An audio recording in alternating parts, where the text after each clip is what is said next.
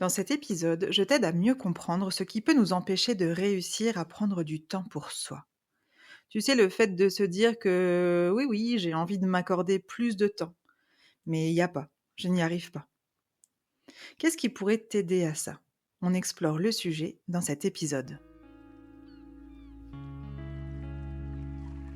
Bienvenue sur le podcast Putain de bonheur, le podcast qui a pour but de te faire sourire, te faire réfléchir et te sentir bien. Et c'est déjà pas mal. Moi, c'est Hélène. Et moi, Stéphanie. Notre objectif, qu'après l'écoute de chaque épisode, tu te sentes plus légère, plus inspirée, plus confiante et avec de nouvelles perspectives sur différents sujets. Mieux-être, spiritualité, santé, relations, argent, sexualité. Alors, assieds-toi, détends-toi et laisse-nous t'embarquer dans notre aventure qui te rappelle que le bonheur, parfois, peut être un putain de voyage.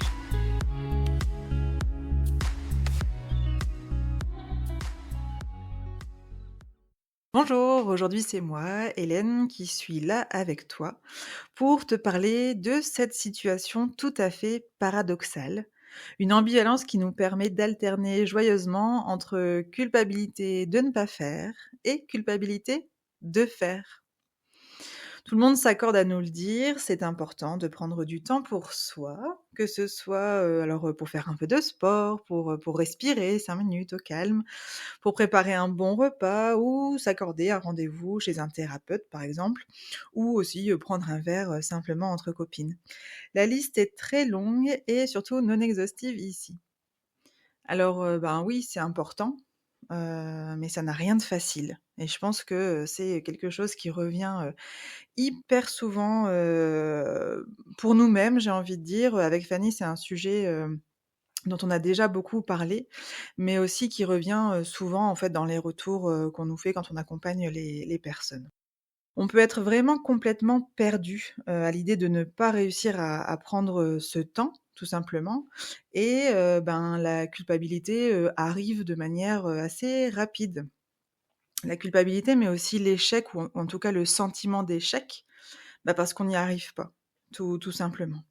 Puis un jour, bingo, alléluia, j'ai envie de dire, on y arrive.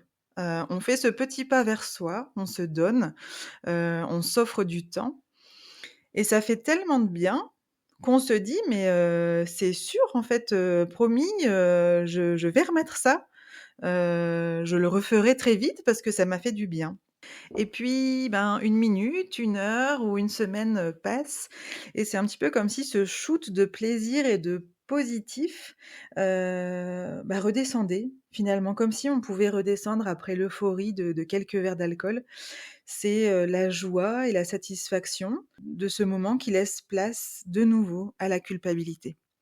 Alors la culpabilité d'avoir fait ça plutôt, qu'autre chose, la culpabilité peut-être de n'avoir pas accordé du temps, à ses enfants et de s'être choisi soi.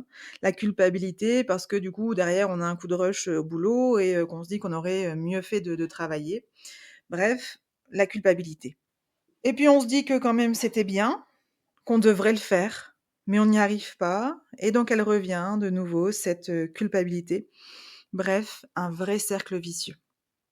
Mais du coup, comment faire pour, réussir à s'accorder du temps? Ou plutôt, j'ai envie de du coup de préciser ici, comment faire pour réussir à s'accorder du temps sans culpabiliser? Pour répondre à la première question, on va pouvoir parler d'organisation avec toi. Comment gérer ton planning? Quelles sont tes priorités, tes objectifs? Quelles actions mets-tu en place pour les atteindre et cetera? Et ça fera partie intégrante des outils qu'on veut t'apporter. Mais j'ai quand même ici envie de te donner, 3 clés, alors sans entrer forcément dans trop de détails, 3 clés pour te permettre d'optimiser ton organisation. La première, ça serait de préparer ta semaine. Je suis certaine, que tu le fais déjà très bien, peut-être avec l'emploi du temps de tes enfants, peut-être même de ton conjoint ou, peut-être de tes proches, qui en ont besoin si tu es un aidant. Heu, Préparer sa semaine, ça sert à y voir, plus clair, c'est sûr, et surtout à pouvoir du coup se poser aussi les temps où peut-être on va pouvoir, se prendre à soi plus de temps. Une façon de faire, c'est de, le faire dès le vendredi ou le samedi, en fait, finalement, quand tu finis ta semaine de boulot, par exemple. Prends-toi 15 minutes. Alors tu es peut-être pressé d'aller en week-end justement, mais vraiment prends le temps à ce moment-là, c'est le cas de le dire. Prends-toi ces 15 minutes pour analyser en détail ton planning de la semaine suivante et peut-être, si besoin, reporte tous tes rendez-vous, tes obligations sur une feuille type, tu sais, semainier où, tu as vraiment, les 5 ou 7 jours de la semaine, en fonction et tu vas pouvoir reporter sur un même visuel, donc c'est important de pas devoir tourner la feuille, tu vois, pour voir toute ta semaine. Heu, pour, heu, pour justement, simplement visualiser tout ce qui va se passer la semaine prochaine. En tout cas, ce que tu sais, parce qu'on est toujours, voilà, il y a toujours les aléas qui apparaîtront et je pense d'ailleurs qu'on te proposera, peut-être des documents de ce type à un moment donné, avec Fanny pour t'aider. Bref, le but ici, c'est d'utiliser le positif de cette fin de semaine pour envisager sereinement la semaine suivante. Je vais pas en dire plus, hein, mais vraiment, on reviendra sur un épisode, peut-être plus organisation, pour partager nos expériences et nos conseils là-dessus. Mais dans tous les cas, n'attends pas le dimanche soir pour penser à ta semaine. C'est un petit peu ça le message.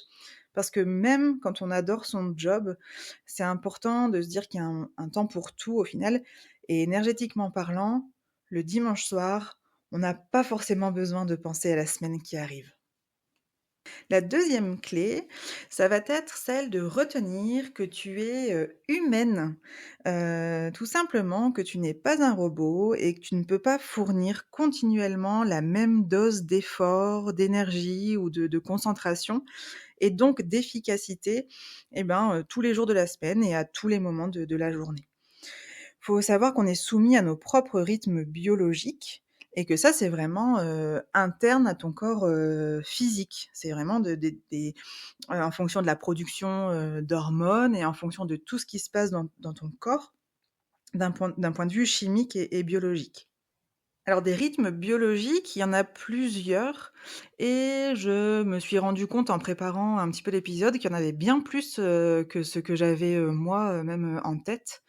Et alors, là encore, je crois qu'on sera, d'accord de dire qu'on fera un épisode, là-dessus. Mais, je te donne, juste ici, 2-3 exemples. D'abord, il y a ce qu'on appelle le rythme circadien. Donc ça, c'est le rythme du corps humain sur 24 heures. Et alors sans entrer dans les détails, comme je disais tout à l'heure, on va simplement, avoir de la production, hormonale ou des sécrétions hormonales ou voilà tout un type de cocktail, physique, et chimique et biologique dans notre corps qui fait que, il y a des moments où on sera plus apte, à dormir, ou à digérer en fonction aussi de ce que le corps va vivre par rapport à son environnement. Il y a aussi le rythme infradien. Alors là, c'est le rythme sur 7 jours.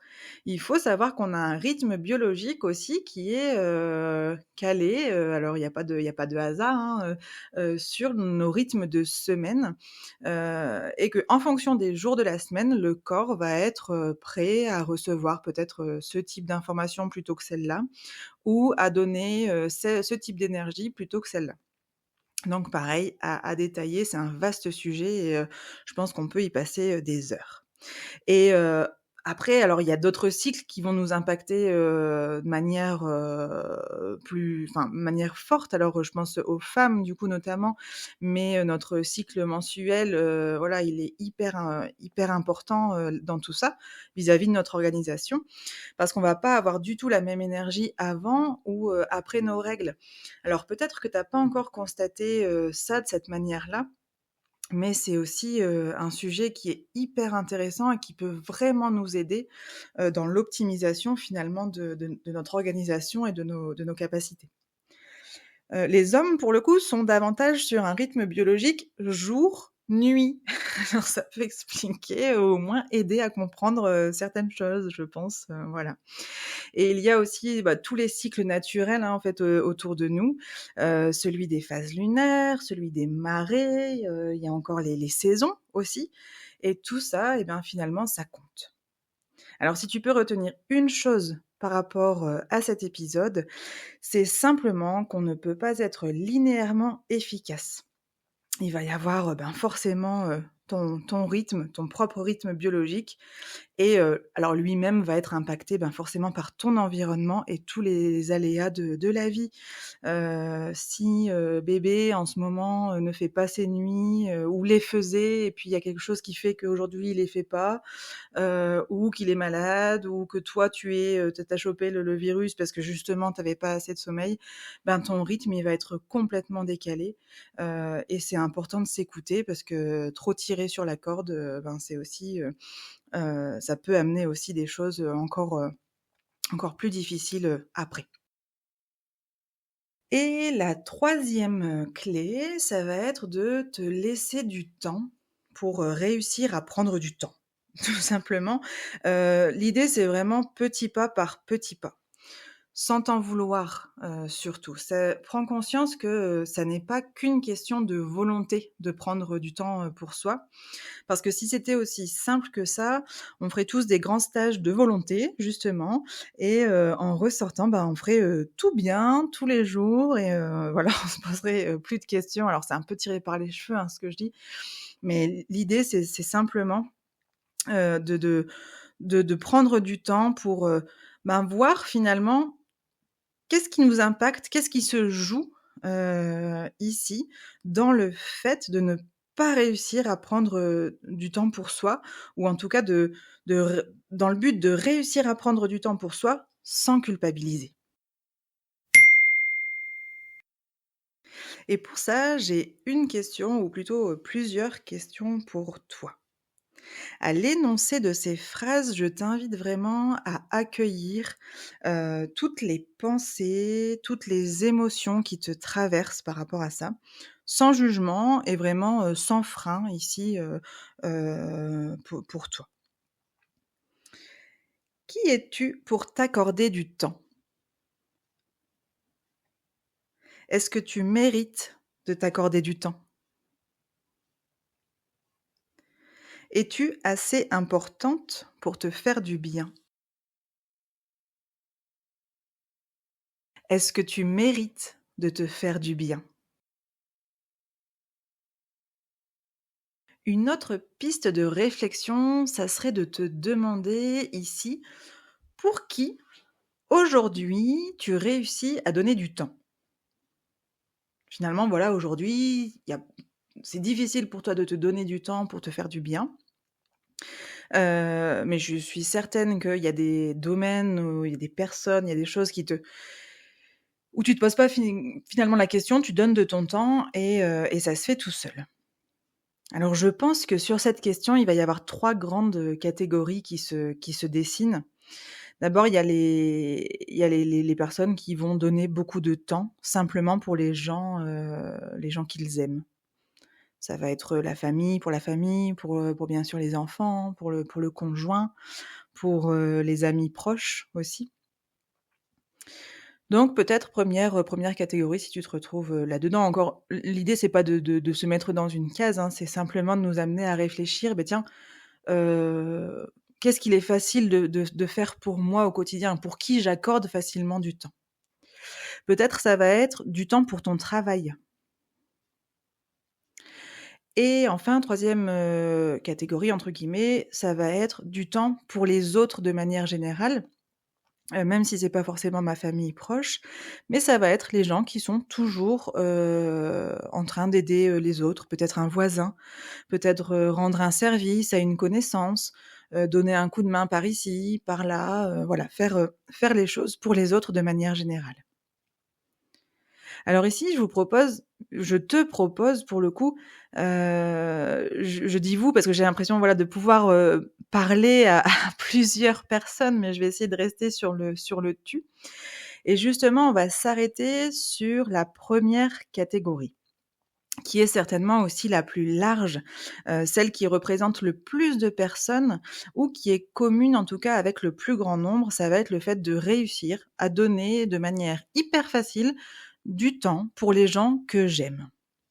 Alors, on aura l'occasion de reparler de la valeur travail, ou de sa relation, aux autres de manière générale, dans un autre épisode, alors je me rends compte que je l'ai déjà j'ai déjà dit, plusieurs fois. Ne vous inquiétez pas, avec Fanny, on tient une liste des sujets, hyper intéressants pour ne rien oublier et vraiment, voilà, on essaiera de vous partager le maximum de choses. Mais donc voilà, ici je reviens à finalement, je réussis à donner du temps aux gens que j'aime. Alors OK, c'est super, c'est une très bonne chose, mais moi je vais te à partir de ça, du coup, je vais, t'amener une nouvelle question, en plus de toutes celles que j'ai, déjà posées, tout à l'heure et qui, étaient peut-être un petit peu embêtantes, un petit peu gênantes, ou pas. J'ai une question, c'est: t'aimes-tu suffisamment pour t'accorder du temps? Et de nouveau, cette question, elle est peut-être, un peu dérangeante ou alors au contraire, elle est super facile. On peut répondre par un grand «oui» et puis on peut aussi peut-être tu peux aussi répondre peut-être, par un grand «non» ou être, plus nuancé. «Oui, je m'aime, mais» il y a vraiment pas de bonne ou de mauvaise, réponse ici, c'est vraiment, ta réponse à toi, aujourd'hui. Mais par contre, si c'est pas un grand et majestueux «oui, je m'aime», alors commence peut-être par ici avant de partir en quête de temps pour toi. Alors pourquoi, donc parler, d'amour ici alors qu'on parlait, du fait de s'accorder du temps? Eh ben, tout simplement parce que s'aimer, c'est, se donner de la valeur. S'aimer, c'est, savoir, que nous sommes, importants pour nous-mêmes et s'aimer, c'est se considérer pleinement. Mais s'aimer, ce n'est parfois, pas évident et là encore, comme dans beaucoup de domaines et de sujets, on est vraiment pas tous égaux face à ça. L'amour de soi, ça n'est pas forcément inné. L'amour de soi, ça s'apprend. L'amour de soi, il peut être, malmené par les épreuves de la vie et surtout l'amour de soi, ça se découvre, ça s'apprivoise et ça s'entretient au quotidien. Et aujourd'hui, j'ai envie de vous parler, d'amour parce que, pour moi, c'est vraiment le point de départ de beaucoup de choses positives qu'on pourra réussir à entreprendre pour soi-même. Je sais pas si on reprend un petit peu les exemples de tout à l'heure, bien manger, alors le bien manger, hein, toujours le guillemet, hein, de parce qu'après il faudra définir aussi du coup ce que c'est que bien manger, dans un autre épisode. Bien manger, faire du sport, prendre du plaisir et donc aussi prendre du temps pour soi. Je pour moi, c'est lié et sans cet amour, heu, c'est difficile de pouvoir se consacrer du temps. Alors sans ça, sans l'amour justement, c'est la motivation et c'est la volonté qui vont être, initiées par notre cher cerveau, et qui va nous faire, tenir finalement dans la rigueur, dans l'organisation, vraiment optimale, mais ça va pas tenir dans le temps. Ou plutôt si, ça peut tenir, chez certains ça peut tenir, chez certains, chez certaines ça peut tenir très, très longtemps. Mais pour d'autres, ça va être plus difficile de tenir rien qu'avec le cerveau, et surtout, ben, ça va tenir jusqu'à ce que le cœur nous rattrape.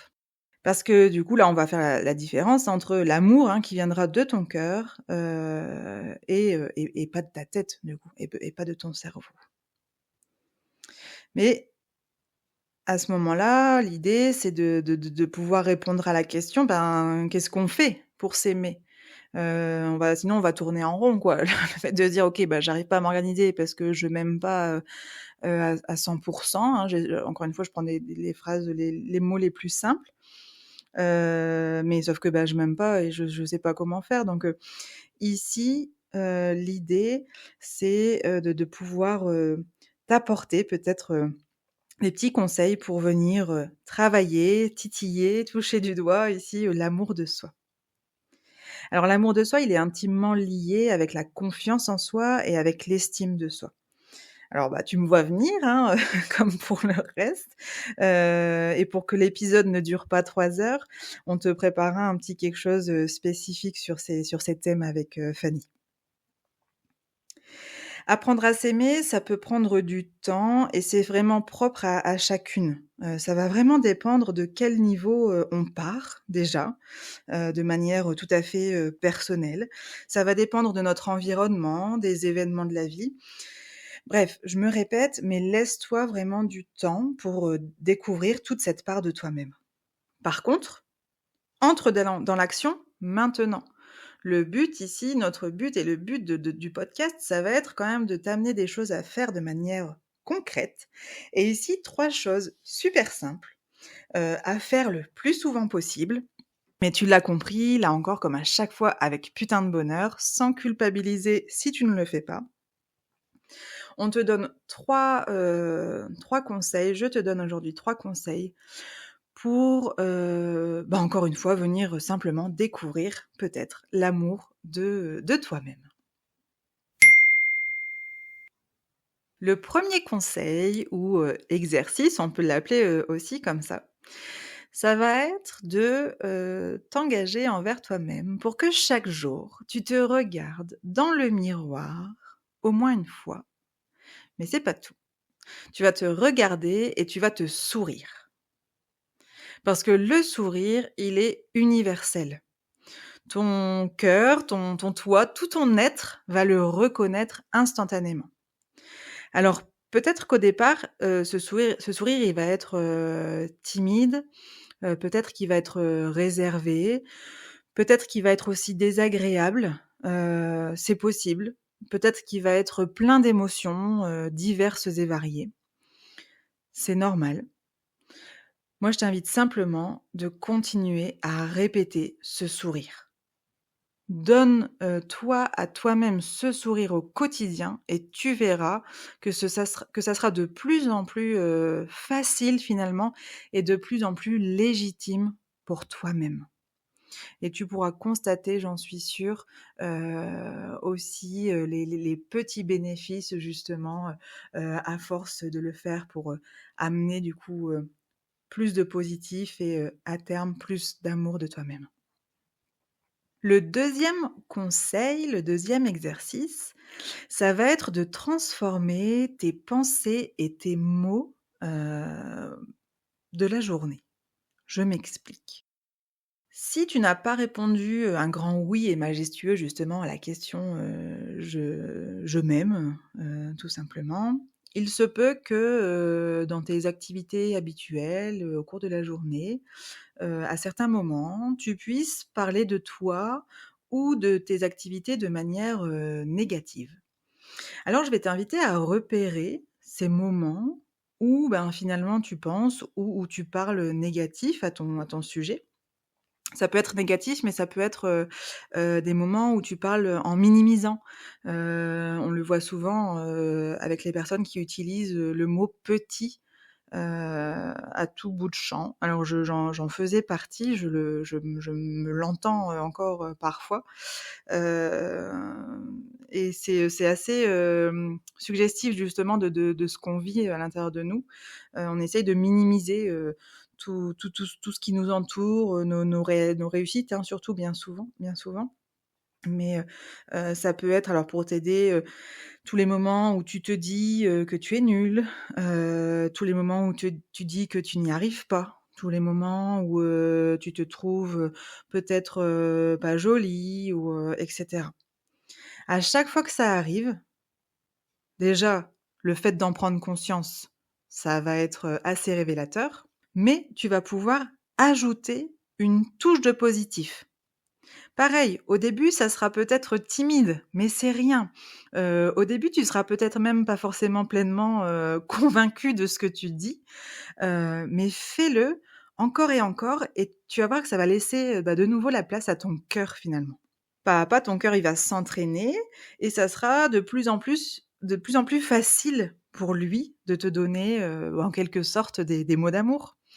Alors par exemple, ben, tu te souris le matin justement dans ce fameux miroir. Peut-être que la pensée, qui va venir, ça va être, «J'ai vraiment une sale tête, quoi». Bon, alors c'est tout, tu l'accueilles, déjà tu t'en rends compte, c'est déjà beaucoup et puis en plus tu vas la transformer. Essaie de trouver quelque chose de positif. Concentre-toi peut-être sur, ce que tu apprécies, la couleur de tes yeux, de tes cheveux. Enfin, il y a plein de choses. Ou dis-toi que peut-être, c'est bébé qui a fait que, qui s'est réveillé cette nuit et qui fait que ce matin, tu as les cernes. Mais en fait, souviens-toi que ce bébé, ben, c'est la plus belle chose, au monde. Et je suis certaine que tu pourras trouver en toutes circonstances quelque chose de positif. Fais-le vraiment à chaque fois et tu verras que ça deviendra, un automatisme.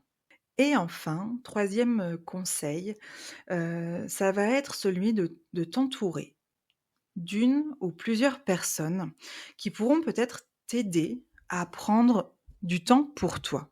Parce que c'est toujours un engrenage, hein, dans la réussite, et ici encore une fois c'est multifactoriel.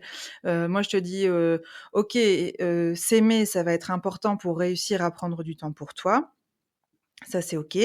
Mais en même temps si tu réussis à te donner un petit peu de temps pour toi, bah, ça va venir alimenter ici le fait de t'aider à apprendre à t'aimer. Par contre, prendre ce temps toute seule, ça va être, peut-être plus difficile que de le prendre, à 2. Alors, entoure-toi d'un proche, d'un ami ou d'une amie, bienveillante, pour partager une activité. Aller marcher, aller prendre un verre, aller à la salle de sport ou au cinéma, peu importe, juste voir pour discuter. Pose-toi simplement la question: «Est-ce que ça me fait du bien de faire ça?» Pour te donner un exemple très concret, avec Fanny, parfois il y a des semaines où, l'une ou l'autre a moins d'énergie, a moins d'envie et a moins de positif aussi parfois. Et on se dit que, ben, seul, on ne ferait pas le podcast. L'autre devient à la fois un moteur et un miroir pour gagner en amour de soi dans ces circonstances-là. La seule chose, c'est vraiment de s'assurer que la personne, avec qui vous êtes, elle est vraiment là pour les bonnes raisons, pour les bonnes choses, pour apporter aussi du positif, de la bienveillance. Alors je résume ici les 3 conseils pour, du coup apprendre tout doucement, venir, toucher du bout du doigt le fait de s'aimer soi-même, et donc grâce à ça, de pouvoir, s'accorder, plus de valeur et plus de temps. Se sourire au quotidien dans un miroir, transformer, chaque pensée ou, phrase négative dans une la transformer en une phrase positive, du coup. Et peut-être essayer de trouver une activité à partager pour t'aider à prendre du temps pour toi. Voilà, je crois que je vais m'arrêter là. Comme tu as pu le constater, ça fourmille d'idées et chaque épisode, nous amène de nouvelles idées, supplémentaires. Alors on se retrouve bientôt, et bien pour le prochain, enregistrement, pour le prochain épisode tout simplement. Et si toi aussi tu as des idées de thèmes que tu souhaites, qu'on aborde, ou si tu veux nous faire un retour, n'hésite pas via les pages Facebook, Instagram, mais aussi par mail. Et si le podcast te plaît, pour qu'un maximum de personnes puissent le découvrir, n'hésite pas à le partager. Voilà, je te dis à très vite pour un nouvel épisode du podcast Putain de bonheur.